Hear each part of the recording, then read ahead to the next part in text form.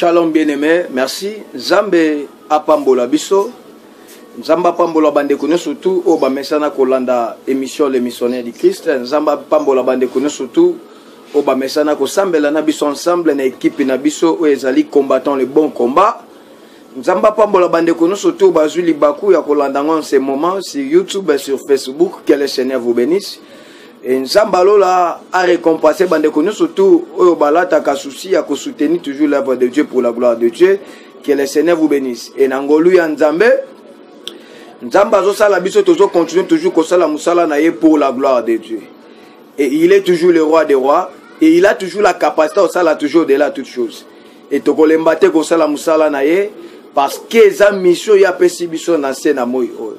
Et à malamu esa ke Nzamba pambolo si ba serviteur nous surtout oyo ba répondre à une invitation et tolobaki après confinement et ça n'a pas invité au bengisi au tokozala béni na émission na biso les missionnaires du Christ. Que le Seigneur vous bénisse. Et Nangola Nzambe toujours continuer ko bondela toujours continuer ko partager weza mwa mukio Nzamba zo tia na munoko na biso atonke basal na ye weza pona lokumu na ye ezonga toujours et pas na ye. Que le Seigneur vous bénisse. Nzamba pambola libota, Nzamba pambola maman, Nzamba pambola papa, Nzamba pambola aussi ma sœur, aujourd'hui libaku ya Rolandango en ce moment. Que le Seigneur vous bénisse. Et dans tous les respects que je vous dois, to gumbi mitu, to sambelweza pour la gloire de Dieu. Seigneur Nzamba Lola Nzamba Makasi, nous te disons merci parce que au salibiso encore ngolo pour ça na liboso na yo. La Bible nous dit que sans toi Yesu to kosala le côté. C'est yango ndezo la sabiso que Yesu na yo nde to kosala ba résultat malonga. To senge pa no Nzamba ngoya wa accompagner biso na moment oyo Yesu to bika bika mabonzambe na yo.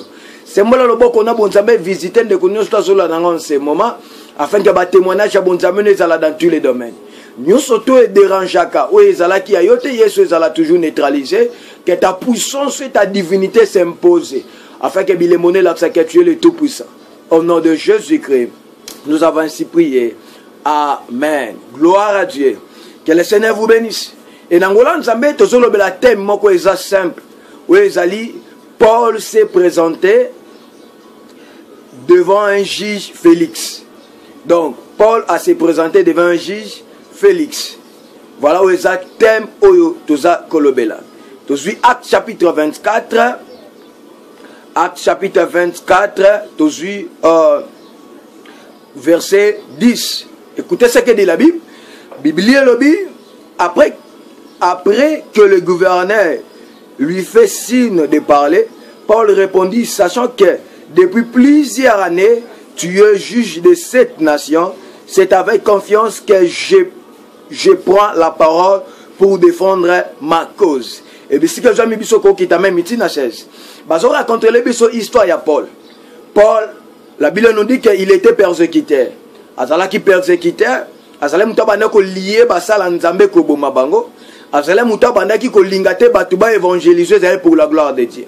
Et bien, il y avait un moment que Paul batinde mission à Kenan Damas. Bible lobby que non arrivé à Paul Namboka Damas a raconté Zala qui la lumière.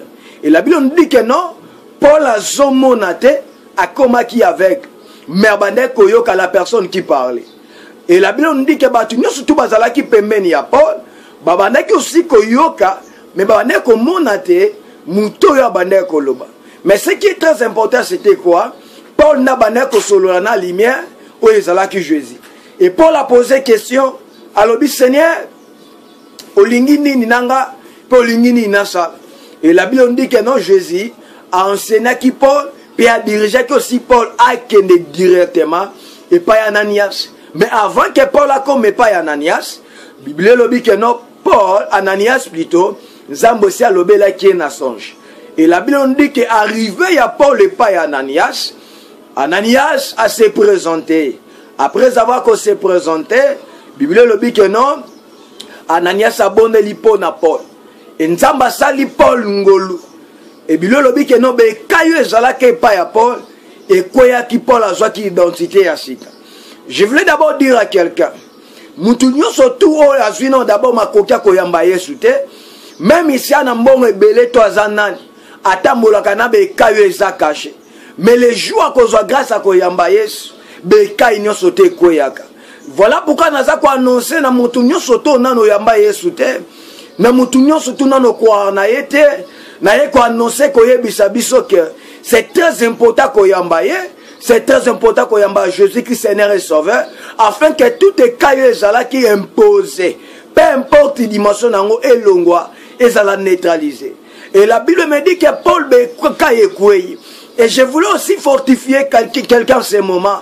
Peu importe la réalité on vivre nango lelo, peu importe likambo so mona lelo. Nzamba na makokia kolongolango afin que témoigner la grandeur de Dieu. C'est lui qui a la capacité kolongole lamba ya kala. Pape sa mutu et lamba ya sika. C'est lui qui a la capacité kolongola même il a problème de gauche à droite. Pape sa mutu solution au mutabande même cause la té. Il y a toujours des résultats nzamba koti saka na vie ya mutu. O mutabande ko s'attendre nango te mais nzamba pesi. Et bilolobi après avoir Paul Bekai kokoya et Paul a comme qui baptisé et a comme qui rempli. Et la Bible me dit ceci. Et Paul a comme qui co-évangélisé, c'est là pour la gloire de Dieu. Et la mission, je appelle ça qui Paul, c'était quoi? Et c'est là qui est que Aza la serviteur naïe et a annoncé Batoué Zali comme la parole et a annoncé Batoué Zali comme la vérité et Batouba Bongwana Babongwana Mitema Balanda Oezali Jésus afin que Bikam Nzambe se manifeste dans tous les domaines. Et Bible lobi que non Paul a commis côté, Paul a commis qu'au prêcher, et bateau yo ba yebela qui Paul persécuteur, ba commis même qu'au kama ba commis étonné. Écoutez-moi bien aimé, na likambo tangami makambo Nzambe, même iso zala ki muta ya milangwa, même iso zala ki muta ya kindumba, même iso zala ki mutobanda ki ko boma bato. Lorsque Nzamba bengi yo eke makambo akale longwe, il ne faut pas qu'on yoka honte, il ne faut pas qu'on yoka son. Mais ce qui est très important, c'est que tellement annoncé la parole de Dieu, tellement annoncé la bonne nouvelle, afin que Bikam Nzambe ne pense dans le monde entier. Et c'est là qui pamba Nzamba permettre qu'il y ait le cannabis tapiwan. Et c'est là qui pamba Nzamba permettre qu'il y ait la kindumba. Et c'est là qui pamba Nzamba permettre qu'il peut-être insulté yo. Et c'est là qui pamba Nzamba permettre qu'il peut-être aussi abandonner ton négligé. Mais c'est là qui que non, afin que y soit benga yo, Nzamba la qui so que non, yaka et abla qui soit ezali comme chemin malam et ozonga ote ya bato baza toujours na ba vie wana. Koloba na bango ke bo abandonner vie oyo eza na mutu ya te, eza na lifuti moko ta malonga. Voilà, Jésus a rappelé les disciples, à ce moment quelque part, à quoi sert à gagner notre temps au kilo perdre âme nayo. Et Paul a banda qui enseigné, batubazo kamo Paul, batubazo tuna, muto banda ko lié batuye moka combien encore ko évangéliser. Et la Bible nous dit que non, batufi basangana qui pona ko accuser Paul. Bible lobi, et ça qui même na batufi belé ba bongo la qui mitema. Donc, Nzamba la qui ça qui n'a vu à Paul qui utile pas utilisable. Bien aimé dans le Seigneur, même ici aux Zandenge nini, même ici aux Vanakawapi, même ici aux Abisika nini, aux utile pas utilisable pas Nzambe. Aux instruments où Nzamba osé la et que a utilisé afin que le peuple de Dieu soit la sauver. Mais ce qui est mal les années, il faut se débarrasser na biloko nyonso te za ko empêcher kota na intimité profonde na Nzambe. Yango somo na bato ebele lelo ba ozanga même ezali opportunité ya Nzambe. Pourquoi? Parce que baza ko s'attacher toujours na ba réalité za ya mabe. Bien aimé, se débarrasser na eloko nyonso to mona za ko empêcher yo on vivre la gloire de Dieu. C'est très important que se débarrasser nango. Et bato nyonso tu bakanga makana biloko ya makambo mabe na biloko ya mabe. Batu wana bavi na bango kotaka aussi même na retard. Na ebisaka batu à chaque fois, il ne faut pas qu'on parle que si je savais. Mais ce qui est très important, c'est déjà ya ko examiner conscience na yo. Voilà ce que dit la Bible, il faut ya ko examiner conscience. C'est très important qu'on examiner conscience. Ya ko tala on non ça les âmes la muteza mabe. Et on non ça les a pour la gloire de Dieu, on non ça pour la gloire de Dieu. Mais ce qui est très important, c'est-à-dire que ça la ça pour la gloire de Dieu. Et batebele bazala qui sauvé. Et je voulais dire à quelqu'un, Banda janvier, qui non décembre, combien des âmes ont gagné pour la gloire de Dieu? Aujourd'hui, Zako Fongolé là-bas, Facebook, je la disconviens pas, mais combien de personnes ont gagné pour les âmes de Dieu? Combien de personnes ont insulté déjà, oh, ma vie est comme désorientée, et combien de personnes ont gagné pour les âmes de Dieu, pour la gloire de Dieu plutôt? Combien de personnes ont conseillé? Combien de personnes ont enseigné? Combien de personnes ont prié? Combien de personnes ont gêné pour Nabango? Combien de personnes ont sali et qui ont abandonné même l'impudicité? Je te dis plutôt, je t'assure, le Seigneur a besoin d'abandonner ma camion sur ma baie, au côté de chemin, la gloire de Dieu. Et la Bible me dit ceci, Paul, juif, va accuser Paul. Et après avoir accusé Paul, le lobby va même Paul, et pas le gouverneur Félix. Oh, il y a Zala qui juge. Et le lobby Paul a se présenté. Voilà ici quand tu tires thème nabiso. Mais écoutez ce que dit la Bible.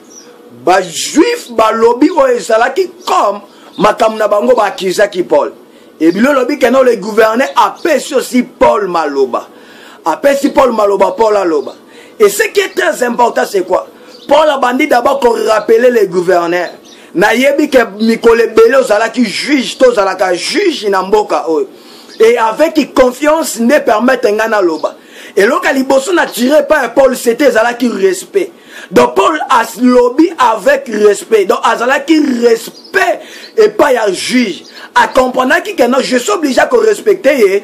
Pourquoi? Parce que Azal juge. Je voulais dire à quelqu'un, et ça n'a pas te belé, bazanga même une solution, bazanga même ouverture à cause d'un manque de respect. C'est très important, tout enfant de Dieu, Azala respect. Et je vous dis, il faut qu'on respecte même ton père, il faut qu'on respecte même les âmes de Dieu, il faut qu'on respecte tout oignon sota bengami amanzame, aza obligé qu'on respecte, aza obligé qu'on mérite respect. Donc batu nyo surtout oyo ba jusakana qui aime politesse, babi kaka toujours ezali ba résultat pe qui aime politesse.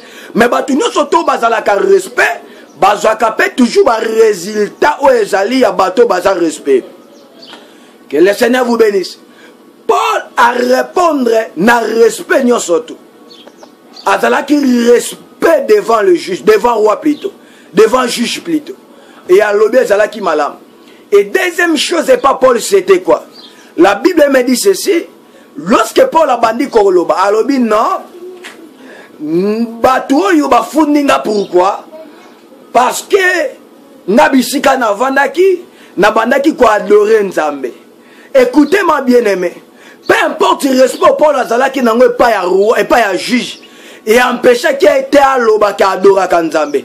Pourquoi aujourd'hui on s'est boya ko loba qui adore Kanzambe?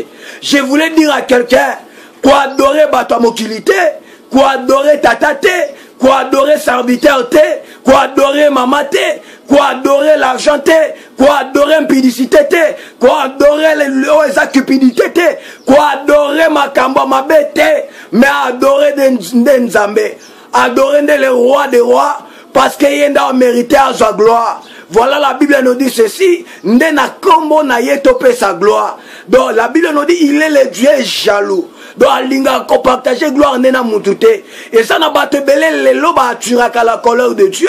Pourquoi? Parce que ba adoraka ne batamokil. Yaya mutamokil soko adorer le loba obalukela yo. Mais Nzambe soko adorer le loba osala fidèle pa na yo. C'est très important ko adorer Nzambe au lieu ko adorer bato. Paul a loba qui avec sincérité qui a banda qui adorer le créateur, a banda qui adorer Nzambe. Combien de fois adoraka Nzambe na ba faire? Combien de fois adoraka Nzambe même nanda? Combien de fois salaka et que libota adorer Nzambe? C'est très important pour pousser libota bakota na système ya ko adorer Nzambe. En réalité c'est langage prophétique à kolobaka non. Nos corps est obligé toujours à ko adorer Nzambe afin que bikama Nzambe continue à se manifester. Que le Seigneur vous bénisse. Et la Bible me dit ceci. Après avoir Paul qu'on répondre. Et là qu'on ne comprend pas Paul c'était quoi? Un, nalobi que non Paul a zala qui respect. Deux, Paul a loba qui claque à bana ko adorer ou ezala qui Nzambe. Et malgré respect à Paul, et empêcha qui était atanga kombo ya Nzambo abelelaka. Je voulais dire à quelqu'un kokanga kombo Nzambo belelaka te comme Jésus-Christ je peux dire là où batu ba insulter yo.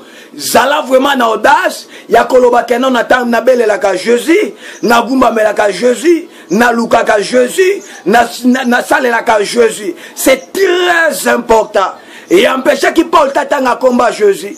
Ya ko cacher identité toza na ngopa ya Nzambe. C'est très important. Ya ko tanga le nom de Jésus. Tanga le nom de Jésus dans l'entourage. Tanga le nom de Jésus partout. Ainsi qu'aussi dans la famille. Tanga le nom de Jésus. Voilà pourquoi je te dis, nakotanga komba Yesu nanko. Batu balinga te, nga nakotanga komba Jésus. Batu baboya bandima, nga nakotanga kombo ya Jésus. Ata persécution ye, tanga kombo ya Jésus. Ata batu ba insulté, tanga kombo ya Jésus. Ata batu ba négligé, tanga kombo ya Jésus. Kebando banda ko sambe, wapi résultat. Yebisa bango je sais, même lelo na monité, mais lobi no zwaka toujours. Kebando banda ko ken église, wapi résultat. Yebisa bango ata lelo na monité, lobi no zwaka toujours. Naza su, na nzambo na belelak. Naza su, na nzambo na gumba melak. Naza su, na nzambo na lukak. Ni la mort, ni difficulté, ni critique ya bat, et koki ko empêcher nga otanga combat Jésus. Na kotanga combat Jésus nanko, et Jésus yebisi ba disciple, batanga kombone na Samarie, batanga kombone partout, jusqu'aux extrémités de la terre. Et aujourd'hui, dans otanga combat Jésus nanko, et je te dis bien aimé, continue à kotanga combat Jésus, et tu verras toujours la gloire de Dieu. Paul Azalaki très clair, a cité toujours le nom de Jésus.